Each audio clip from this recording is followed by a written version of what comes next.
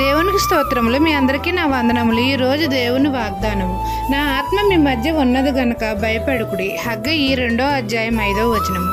సైన్యములకు అధిపతి అయిన మన తండ్రి అయిన యెహోవా నా ఆత్మ మీ మధ్య ఉన్నది గనుక భయపడుకుడి అని మనతో సెలవిస్తున్నారు. మనం ఏ స్థితిలో ఉన్నను మన తండ్రి మనకు తోడుగా ఉన్నాడు, మన మధ్య నివాసం చేస్తున్నాడు. కాబట్టి మనము భయపడిన అవసరం లేదు. అంధకార స్థలములో మనకు వెలుగు పుట్టించే దేవుడు మన దేవుడు. మనం పడిపోయినను మరలా మనల్ని లేవనెత్తే దేవుడు మన తండ్రి.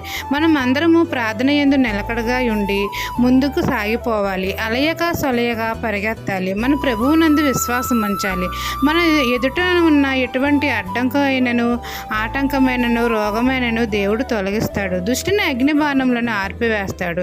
దేవుని ఆత్మ మన మధ్య ఉన్నది కనుక మనం భయపడిన అవసరం లేదు.